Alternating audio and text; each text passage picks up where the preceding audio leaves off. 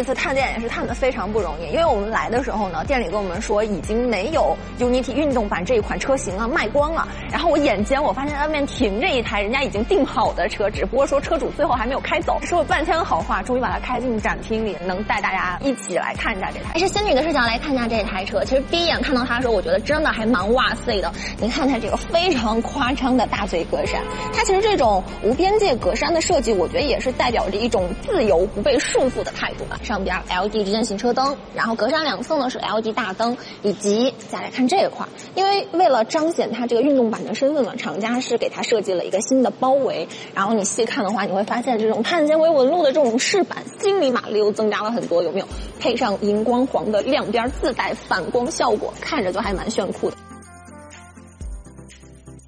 20寸的熏黑大轮毂，配的也是撞色的卡钳，轮胎呢是马牌的 MC6 的轮胎，主打的是静音舒适，下方侧裙也是用的跟前唇一样的这种碳纤维纹路的饰板。再往上看，前排的话用到的是隐藏式的门把手，而后排的门把手呢是在它的这个 C 柱这一块的位置。然后它整个其实也是比较狭窄的这样的一个车窗延长的设计，我觉得会有种那种轿车的姿态。上边呢就是一个非常夸张的大尾翼，然后微型的扰流板，以及下方还有夸张的扩散器造型，两边共4出的排气造型。其实它的真正的排气口在里面，但是它整个造型做的确实是蛮夸张的。UNI-T 它真的特别会抓眼球，你知道吗？就是它会给你刻意的做的很夸张、很炫酷。就是运动版啊，它这种荧光黄的这个饰条嘛，它其实是有另外一种颜色可以选的，还有一个橙色，然后你就可以根据你自己的喜好去跟5种不同的车身颜色去组合搭配，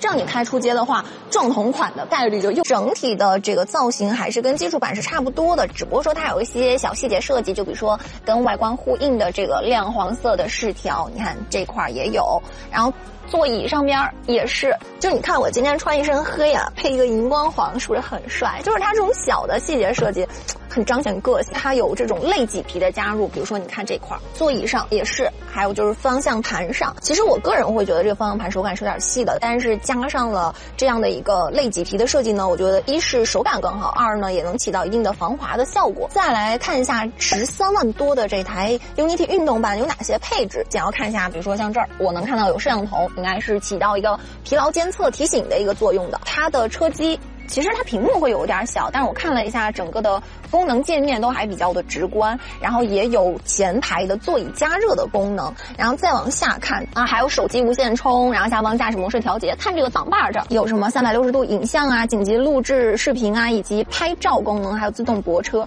试一下这个拍照我感觉还给我带美颜了，还挺好看的。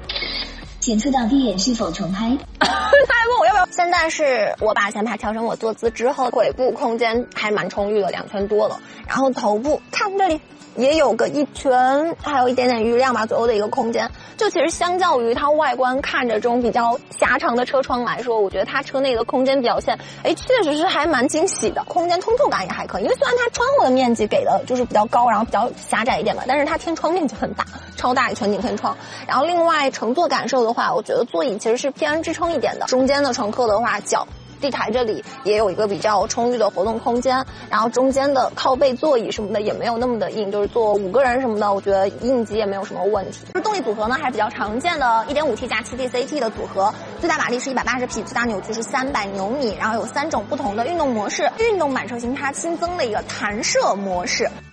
驾驶辅助呢也是比较齐全的，什么车道保持、车道偏离、自适应巡航，然后主动刹车等等都有，然后它也可以在车机里去进行个性化的设